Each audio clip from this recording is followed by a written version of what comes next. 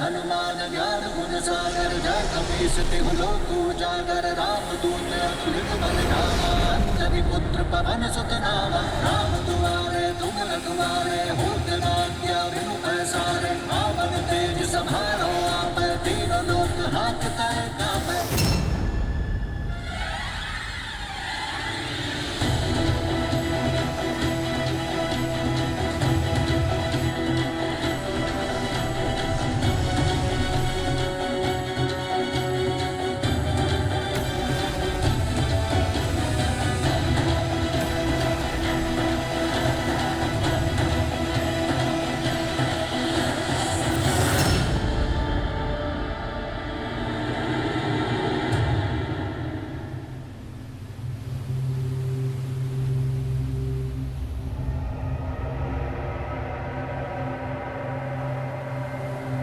ये क्या हुआ? मैं आगे क्यों नहीं बढ़ पा रहा?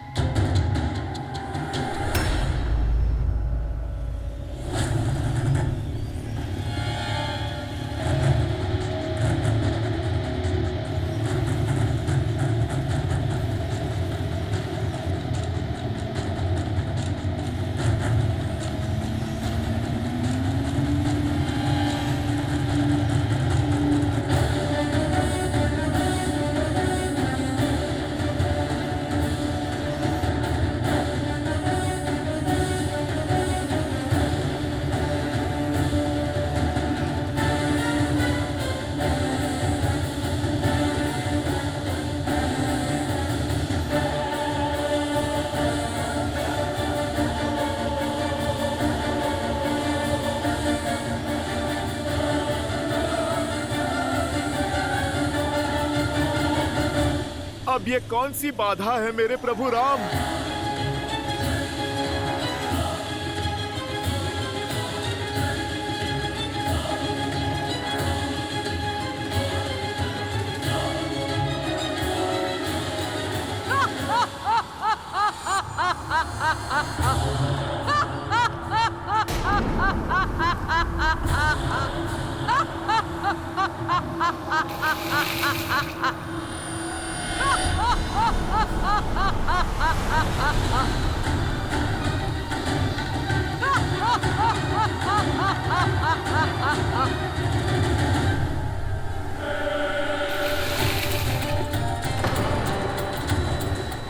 ये विलंब ही तुम्हारी यात्रा का विराम है वानर। लंका के जितना निकट पहुंचना था पहुंच चुके। अब बिना दशानन की आज्ञा के ये सिंहिका तुम्हें आगे बढ़ने नहीं देगी।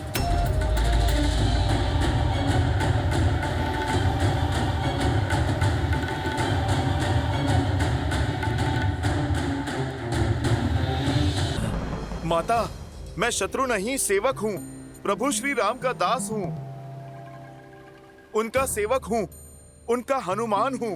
परिचय की आवश्यकता नहीं है, मैं भली भांति जानती हूँ तुम्हें। वही हनुमान हो जिसने मेरे पुत्र राहु का अधिकार छीन लिया। सूर्य को खाने का अधिकार केवल मेरा है। ये रसीला फल मैं ही खाऊंगा।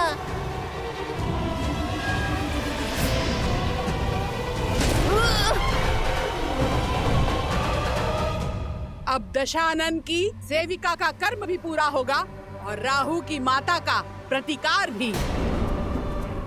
अभी तो मैंने तुम्हारा प्रतिबिंब ही पकड़ा है, अब मैं तुम्हारे प्राण भी जकड़ लूंगी। इतना बड़ा आकार है और एक नन्ही सी बात समझ नहीं आती। एक तो मैं प्रभु श्री राम का सेवक हूँ और उस पे अपनी माता की खोज पर जा रहा हूँ। भगवान का आदेश पाया भक्त और माता की पीड़ा में उलझे पुत्र का मार्ग नहीं रोकते, अन्यथा भारी पड़ जाता है। ये लंका का मार्ग है, यहाँ का भाग्य भी रावण है और भगवान भी, और मैं उनकी निष्ठावान दासी, जिसे दशानन ने बिन बुलाए अतिथियों का स्वागत करने के लिए ही रखा है। आओ, स्वागत ग्रहण करो।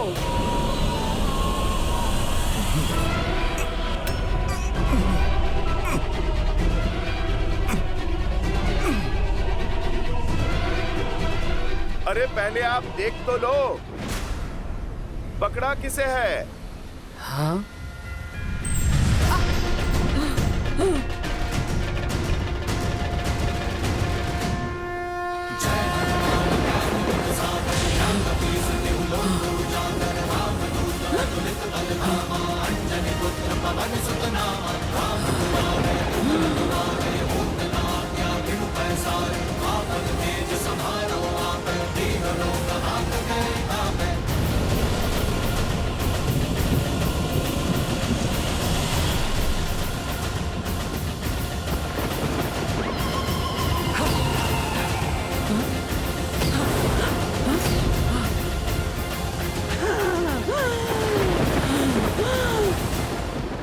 दुष्ट मायावी वानर, सिंहिका से खेलते हो?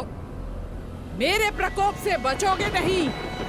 जिसके पास प्रभु श्री राम का नाम, उसे किसी कोप से क्या भय?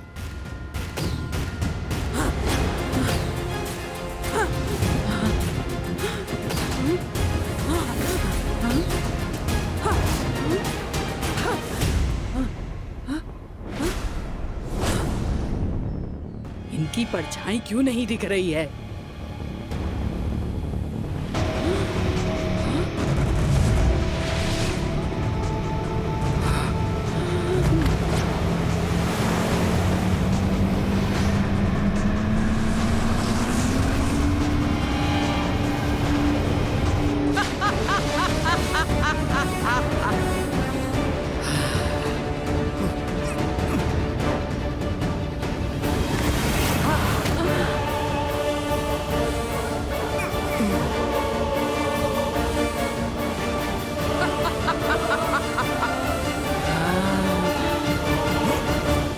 पकड़े गए ना वानर, अब मरने के लिए सज्ज हो जाओ।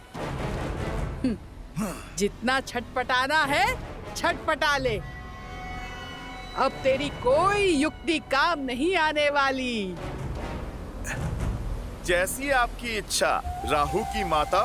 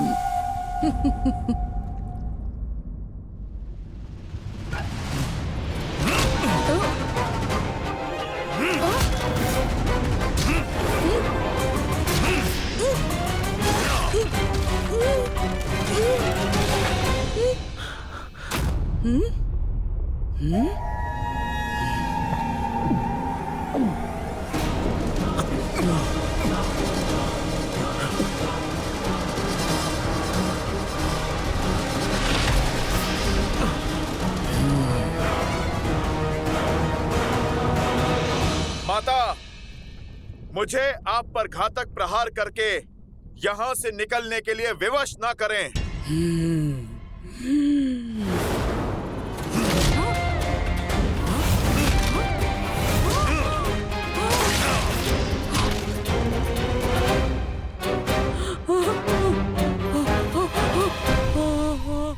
इतना समझाने के बाद भी आप नहीं समझी। उद्देश्य बहुत ही बड़ा है और समय बहुत कम। मुझे जाना होगा। जय श्री राम।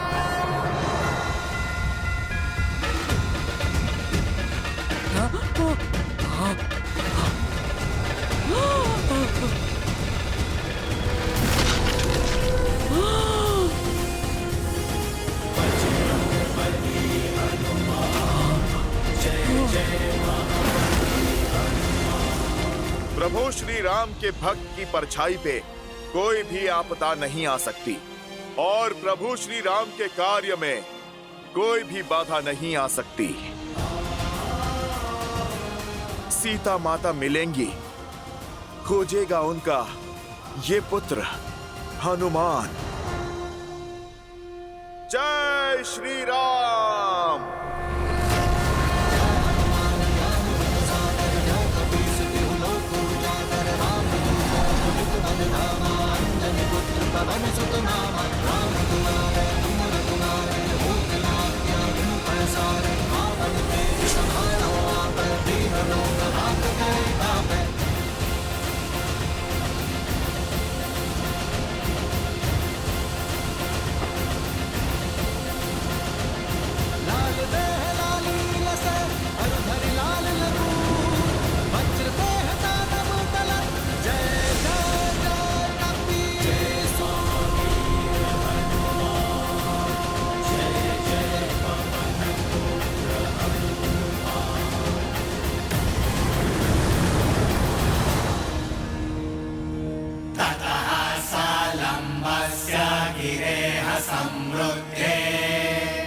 विचित्रकूटे निपपातकूटे सकेतकोदालकनाडिकिरे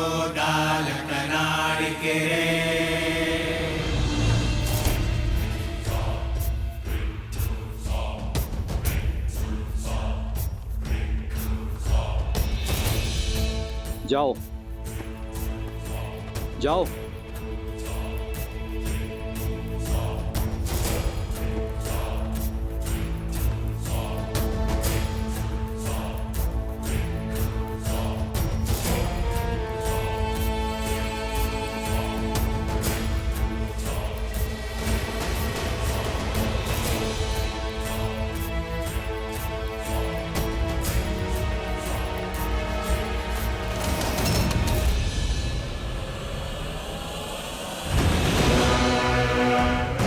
लंका में लंकिनी के आज्ञा के बिना पक्षी भी नहीं आ सकता। फिर तुम कौन हो? बोलो, कौन हो तुम? मैं भी राक्षस कुल से हूँ, शरणार्थी हूँ, लंका में शरण के लिए आया हूँ। छिपकर चोरी से शत्रु प्रवेश करते हैं, शरणार्थी नहीं। अनुमति पत्र है? अनुमति पत्र तो नहीं है। फिर दंड के लिए सज्ज हो जाओ। मुझे क्षमा कर दीजिए, छोड़ दीजिए मुझे। ठीक है, छोड़ देती हूँ।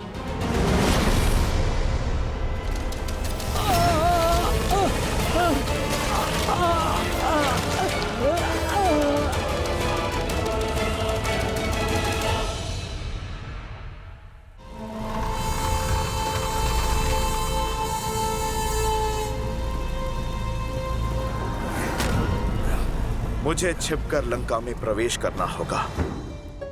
किसी को मेरा भेद पता नहीं लगना चाहिए, अन्यथा माता सीता संकट में पड़ सकती हैं। जय श्री राम। जय श्री राम।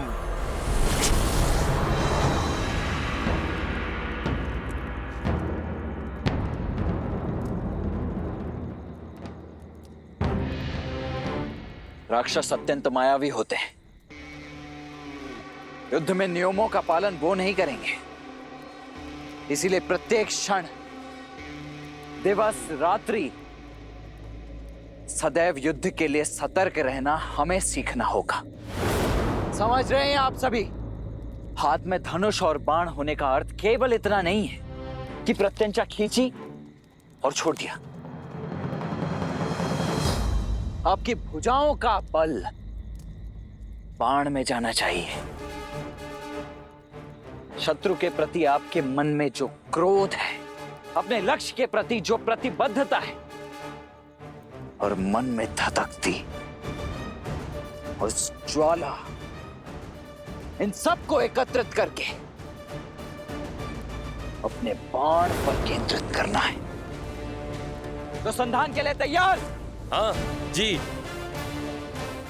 अब दृष्टि लक्ष्य पर, कमर सीधी,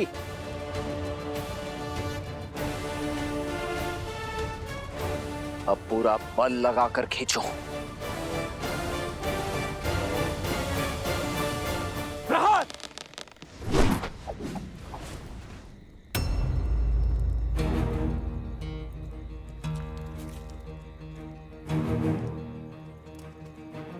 क्या बात है, आपने तीर क्यों नहीं चलाया? कैसे चलाता? लक्ष्य तो दिख ही नहीं रहा है। लक्ष्य सामने ही तो है। रावण कहाँ है? राक्षस कहाँ है जिनसे हमें युद्ध करना है? इतना समय बीत गया है, सीता माता का भी पता नहीं और हमें कोई सूचना भी नहीं है कि हमारा शत्रु कहां पर है। तो फिर हम क्यों युद्ध का अभ्यास कर रहे हैं? प्रयास में समय क्यों व्यर्थ करना? क्योंकि निरंतर प्रयास कभी व्यर्थ नहीं होता। लक्ष्य दिख नहीं रहा तो इसका अर्थ यही नहीं कि इसे मद में साधने की चाह भेदने का प्रयास छोड़ दें।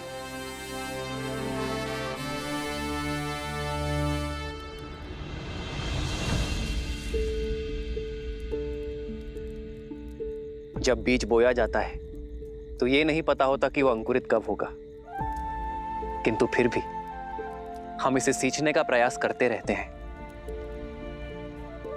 इस आशा के साथ कि ये बीज एक दिन अवश्य पनपेगा। और बीज भी इस आशा के साथ अंकुरित होने का प्रयास करता है कि उसे सिंचाई मिलती रहेगी। यदि सींचने वाला ही आशा और प्रयास दोनों छोड़ दे तो ये बीज अंकुरित होकर भी वृक्ष नहीं बन पाएगा।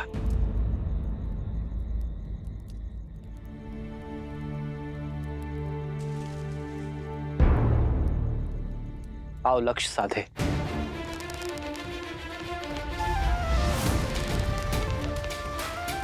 दृष्टि लक्ष्य पर, भुजाओं का बल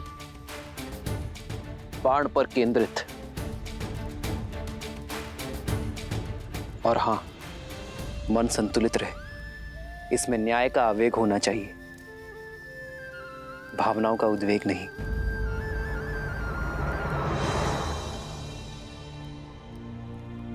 प्रहार।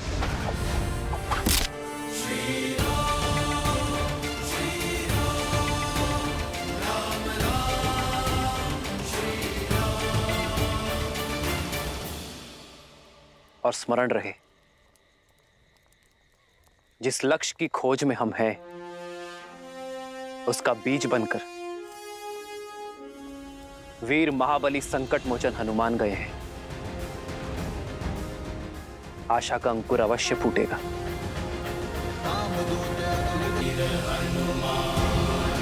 जय जय पवन पुत्र हनुमान, बजरंग बली हनुमान, जय जय महाबली हनुमान।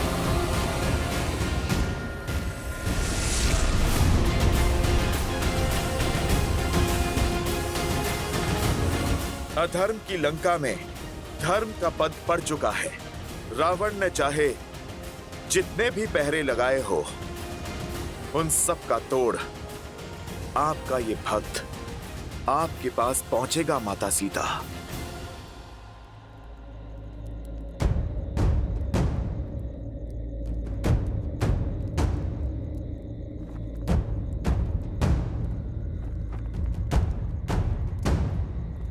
जय श्री राम। मसक समान रूप धरी, लंकहि चले सुमीर नरहरि। इस छोटे से छिद्र से मैं लंका में प्रवेश करूंगा। किसी की भी दृष्टि नहीं जा पाएगी मुझ पर। ओम नमः शिवाय। शिवाय। ओम नमः शिवाय। शिवाय। ओम नमः शिवाय। शिवाय। ओम नमः नमः शिवाय। शिवाय। ओम नमः शिवाय। शिवाय।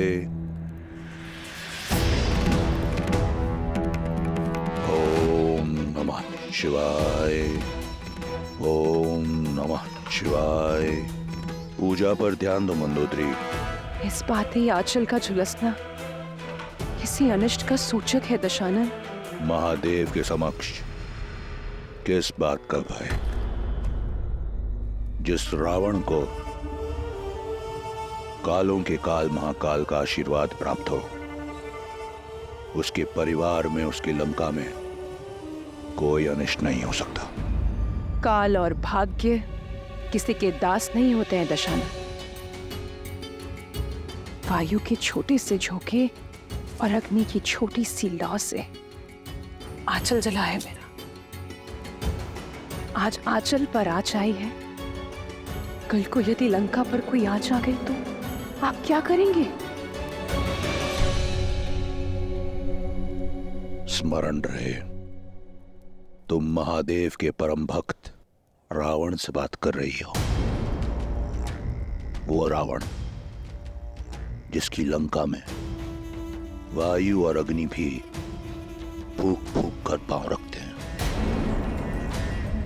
रावण की इस लंका में शत्रु और अनिष्ट के लिए कोई स्थान नहीं है।